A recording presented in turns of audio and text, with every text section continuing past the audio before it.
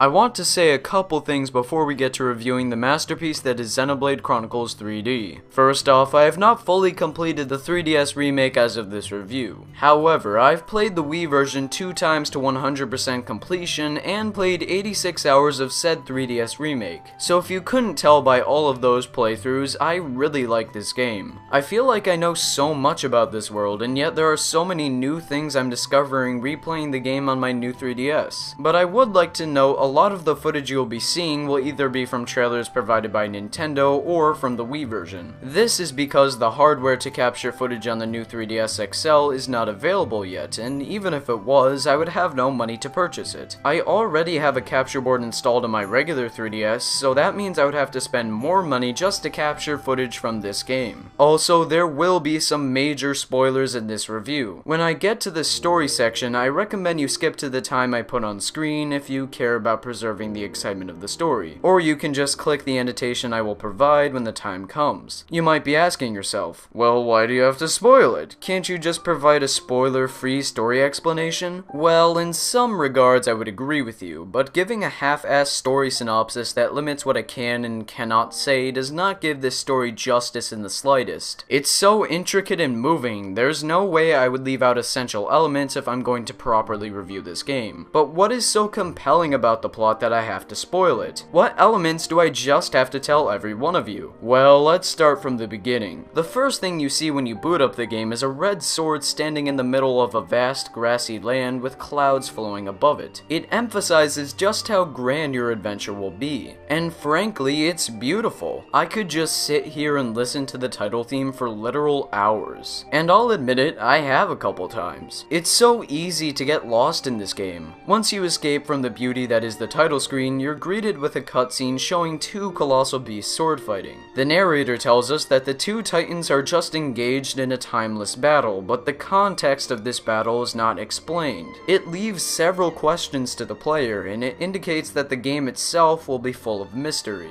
And this opening, like the title screen, shows just how massive the game intends to be. Immediately after, the scene shifts to another battle between an army of machines, called the Mechon, and an army of humanoids, called the Homs. As the battle rages on, you're introduced to three soldiers: Dunban, who wields a weapon capable of destroying the Mechon, Dixon, who seems really cocky with a sword gun, and Mumkar, who has claw hands or something. The game takes this opportunity to introduce you to the basic combat mechanics, but more on that later. After this short tutorial that really doesn't feel like a tutorial, Mumkar runs off, and Dunban and Dixon attempt to defeat the horde of Mechon that are advancing. Alas, they are not successful, so the Homs retreat and the screen transitions to the present time where a young blonde boy named Shulk is lying down, admiring the world. You then begin playing as Shulk, Rhine, and Fiora. Rhine is the typical jock who wants nothing else but to keep Shulk safe, whereas Fiora is attracted to Shulk and is the sister of Dunban. Shulk himself is portrayed to be intelligent and sort of lost in the world. It's clear that he's a bit bored of his monotonous life in Colony 9, studying machinery and running various errands. But then everything changes when the Fire Nation, Mechon, launch an assault on the city, murdering many in the process, including Fiora. So Shulk, Rhine, and eventually an older Dunban venture out into the world to avenge Fiora by slaughtering every Mechon they see. Shulk also possesses a powerful sword, one that Dunban himself lost control of, and uses it to scrap Mechon. It is none other than the Monado. Upon using the Monado, Shulk is granted the ability to see the future and prevent the deadly outcomes that may result from different scenarios. You go throughout the world of Bionis, picking up other party members of different races with unique abilities, like the Napon Riki and the High Entia Melia. See, in the beginning, Shulk's quest was just to defeat the Mechon army for his own personal reasons, but it slowly transitions into him fighting the Mechon to save Bionis. Every time you meet a new party member, they will have a reason to join the fray, like Riki, who is elected to be the hero pawn of the Napons and slay Mechon in the process. It gets much more complicated as other characters with different motives all culminate into one party with one common goal: to stop the destruction of the Bionis, by the reawakening of the once dormant Mechonis. And after the party arrives on the Mechonis, the main goal of everyone becomes defeating a destructive force named Zanza. And that's all the story I will spoil for you. Sounds really complex, right? Well, you see, the answer is both yes and no.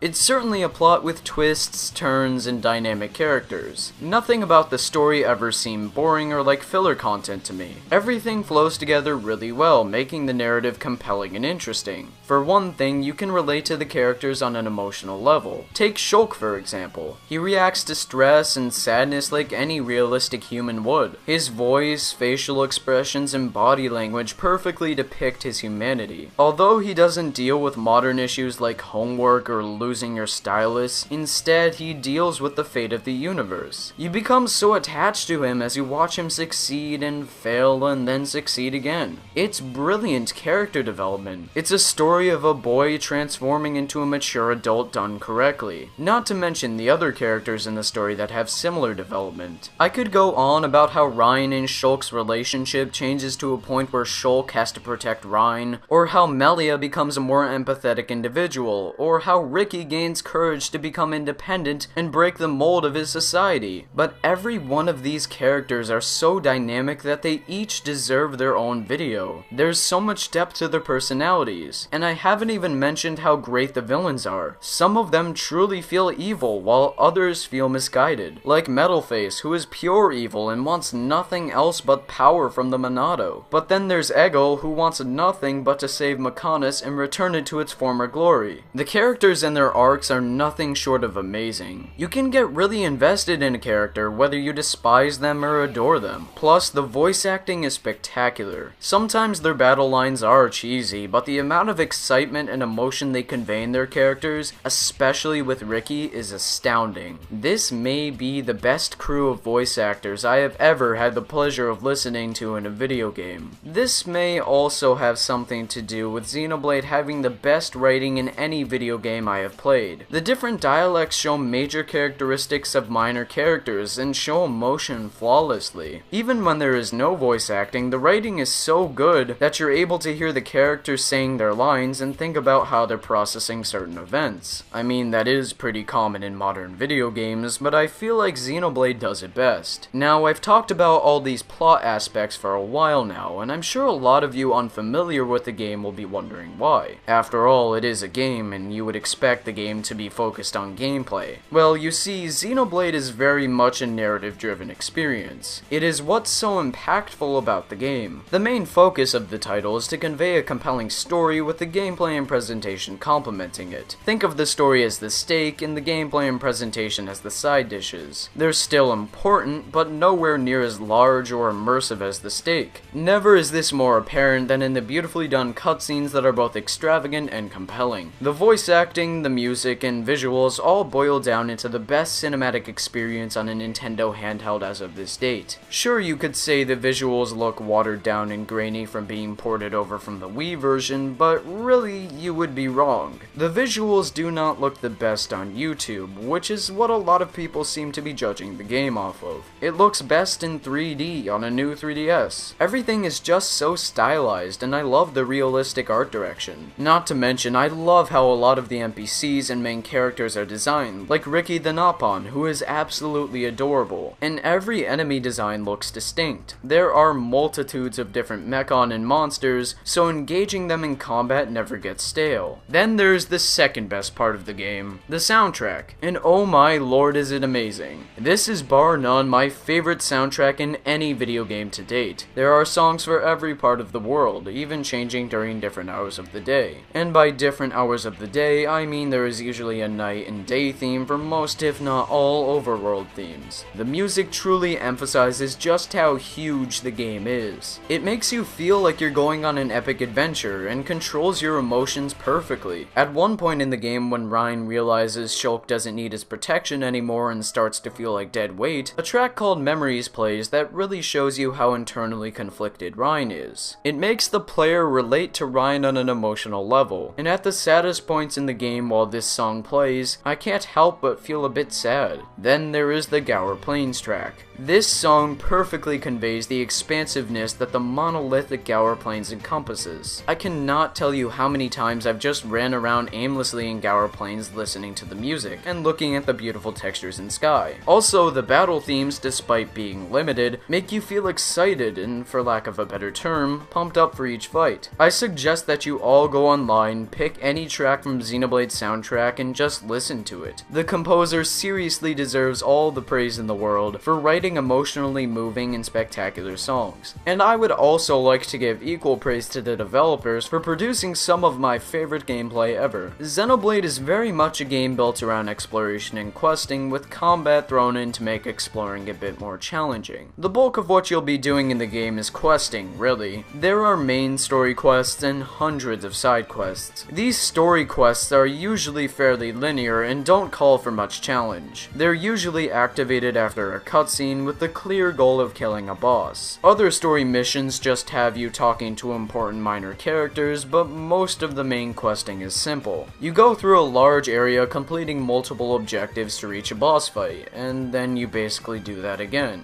Although this can be deemed as repetitive game design, the areas provide variety that prevents any quest from becoming tedious. Like in Mechonis Field, where you have to turn off certain lasers to get to a faced mechon. The landscape, monsters, and music really cause you to be engaged throughout the mindless running around. Plus, the story makes every main quest worth doing and compelling. It goes back to what I said about this grand, important adventure you're on. If anything, these quests sort of drive home that feeling. But then there's the exploration part that, perhaps more so than the questing, pushes this feeling of adventure. To quote the words of Chugga Conroy, if you see it, you can go to it in this world. It's something the game does flawlessly. The world is enormous and surprisingly varied. Let's take the two titans that you traverse across, for example. One titan, the Bionis, is full of life, so the environment is filled with lush vegetation and organic creatures. Everything looks natural and colorful. You can look out into the sky and see areas of blue and green that you can go to. Virtually nothing here is restrictive. Just like the plants and animals, you feel a sense of freedom on the Bionis. But on the other hand, there is the Mechonis, where the Mechon hail from. The Mechonis is a stark mechanical environment with dull colors and restrictive level design. There are bottomless pits and railings, further establishing a sense of emptiness and restriction. But it's a great environment considering how emotionless and empty the Mechon are. There are basically no signs of biological life here, so it makes sense that such merciless and unemotional creatures dwell here. These two locations and their different environments make even the most mundane exploration feel exciting. And have I mentioned that the world is massive? Every area has a unique environment and feel to them, making exploration something you as the player want to do. Take Machna Forest, for example. That place is so huge and varied that it was hard for me to even progress from it. I couldn't help but want to spend every moment searching every nook and cranny for item orbs, doing side quests, and just examining the world in front of me. There's one point where you go on a rope bridge over a river and get to see immense waterfalls with ether at the bottom. It's gorgeous, and despite being on an inferior system, it still looks breathtaking. But there's a bit more to the exploration than just sightseeing. There are a lot of things to collect in this world, like ether crystals and other items that are for quests and boosting something called affinity between characters. The items you gather get automatically recorded in your Collectopedia, which if you collect enough different items in a certain area, you can complete a page of that book and get some gear. This makes exploring rewarding. Although some of these items aren't the best rewards, they still serve as a way to get money and some bragging rights, which are always great. Something that is a bit more rewarding and satisfying has to be the side quests. There are hundreds of them. They serve as a way to extend the playtime of the game, and that never seemed like a bad thing. Plus, they are completely optional, but not doing any side quests would be missing out on about 75% of the content. The side quests are a huge part of Xenoblade and further add to its vast scale. Most side quests will have you slaying monsters, talking to other NPCs, or finding items and delivering them back to the quest giver. This may sound tedious, and sometimes it can seem that way, but they are compelling enough in the amount of content they add to the world that I was never bothered by it. Every quest you accept will have some significance to it. It's not like, do this because we need to pad out the length of the game. There's your soul compression. No, some quests actually explore the inner struggles of previously flat NPCs. They provide a lot more depth to the world of Bionis and cause NPCs to be dynamic and complex characters. Each dialogue they present is interesting and gives more details on the community and what the world thinks of the Mechon invasions and such. Now, there are just so many side quests that I can't go into detail about a lot of them, but there are two in particular that always stand out to me, and the first one being Banna the Betrayer. Sometime before this particular side quest, you give Banna an egg that she says will help help the Nopon Defense Force, but after you destroy an underground drug ring, Bana is revealed as a traitor to the Nopon. So you must go to the top of Frontier Village and confront her and her Terex. This Frenzy Bana fight is also really memorable due to the scenery. I've always loved the water and atmosphere at the top of Frontier Village. Plus, you're fighting a Nopon, an adorable Nopon that I thought were so innocent. But as you see through Bana, not all Nopon are hunky-dory, optimistic, and playful. Then when the quest is over, you can see her running on a treadmill as punishment. It really seems like a Nopon punishment and is quite hilarious. And then there is the huge side quest of rebuilding Colony 6, which will take you the entire game to do. You rebuild different areas by recruiting other people in the world and getting different materials. The payoff of seeing the colony progress gives you a feeling of accomplishment. It's so satisfying to see your hard work being transformed into something physical. But those are just two of the hundreds of interesting side quests. I know side quests get a lot of flack for just being side quests, but they add so much to the world. Charm, humor, character development, and so much more. And like the exploration, it's rewarding to do a lot of the side content. Each will net you a multitude of weapons, gems, and armor, so it's worthwhile to pick up every side quest you see, even if you don't plan on doing them. Now, something I've neglected to discuss so far is one of the most essential parts of the game, the combat. And really, that's because it's a bit complicated. See, the combat isn't your typical action game style combat, it's much more engaging. You don't just go up to enemies and spam buttons to defeat them. No, it requires skill. See, you and your two other party members automatically attack enemies, but to further your damage output, you can use arts. Some arts like Shulk's backslash attack enemies, while other arts can inflict status effects or heal other party members. Each party member has their own set of arts and skills, so you can customize each one to suit whatever playstyle you want. For instance, I could make Ricky into a tank that inflicts a lot of status effects, or have him be an offensive monster. There are many strategies that each character can conform to, and yet there are so many opportunities for you to develop your own strategy. For me, I usually don't stray too far away from how most players use their characters. I use Shulk as someone who is mobile and attacks the enemy at all angles, and Ryan as someone who attracts the aggro, which is how much attention the enemy has on a certain party member. To add to this level of depth in the combat is something called a chain attack. As you attack an enemy and help other party members, you raise the party gauge. Once the party gauge fills up entirely, you can unleash a chain attack, where each party member refills their talent gauge and take turns wailing on an enemy without consequence. You usually only have 3 chances to attack the enemy, but on the occasion you get a quick time event, you can inflict more arts. This is by far the most useful attack in Xenoblade. It can deal with bosses and more difficult monsters more efficiently than just spamming arts and taking hits. There's a lot to think about when battling every enemy. Like typical JRPGs, you can upgrade your party member and customize their gear and weapons. However, Xenoblade goes a step further and adds affinity and gem crafting into the mix. These gems are a way to increase certain battle attributes for different party members, like the quick step gem that boosts walking speed and the aggro up gem that attracts more attention from the enemy to that individual. You can also craft these gems through a minigame that relies on affinity to determine the ranking and type of gem. Affinity is essentially how well a party member's relationship is with others and sometimes an entire colony. It's most useful within the party though. As the affinity between party members increases, they will help each other out in battle more often, providing buffs, healing, and just adding general encouragement. Affinity also grants the player with the ability to watch short interactions between party members called heart-to-hearts. These develop the main cast a bit more and give some mention to what they're thinking about. Some of these can be really touching, while others can be downright hilarious. My favorite of these interactions has to be whenever Melia talks to Sharla about her secret affection towards Shulk. It's disheartening to hear how she cannot express her emotions and how Shulk has moved on from her, but it shows her development from an emotionless Hyentia into a Homs that can understand and share her emotions. The heart-to-hearts are also really well written. It just goes to show how much effort was put into making this game feel huge, both from a visual standpoint and a gameplay standpoint. There's just so much to talk about Xenoblade Chronicles. The amount of content in this game is insane, and it served as my favorite game ever on the Wii, and honestly the 3DS port is slowly becoming my favorite game on the 3DS. But if you already own the Wii version, I would not recommend getting a new 3DS just to play this exclusive port. There are virtually no differences between the 3D version and the Wii version, except for the addition of an artwork gallery, a music gallery, and some shoehorned amiibo functionality. That being said, I do like the new 3D graphics, and the fact that it's portable means monster slaying and questing has never been easier to do. Overall, Xenoblade Chronicles 3D is a masterpiece. It's a flawless game, and it's really streamlined so even non-JRPG fans can enjoy it. You can fast travel whenever you want, and moving around is fairly quick. It's easily worth the $40, and even if the title was $60, I would recommend the game to you. Like I said before, I would not say buying a new console is worth just playing this game on. Although I love Xenoblade to death, I don't know if buying a new system is worth it. If said system, the new 3DS XL, were around $100, I would recommend the game and the console in a heartbeat. If you have the system already, then what are you doing with your life? Go get the most unique game of all time and perhaps my favorite game of all time. It's so imaginative and creative. It gives me hope for what Xenoblade Chronicles X will be, something amazing. But I want to end on one little thing that above all else resonated with me from this game. And that was the one thing Shulk said near the end of the game. And I quote, "What's important isn't whether you can see the future or not. It's the will to make a choice and the strength to seize your destiny. Our time has come. Our destiny is our own." This line left a profound impact on me when I first finished the game in 2012. As cheesy as it sounds, it stuck with me. It helped me realize that truly our fate is for ours to decide, and no god, person, or system can dictate that. We all have the ability to break out of our social norms and pursue our aspirations. This quote is one of the reasons why I even started YouTube.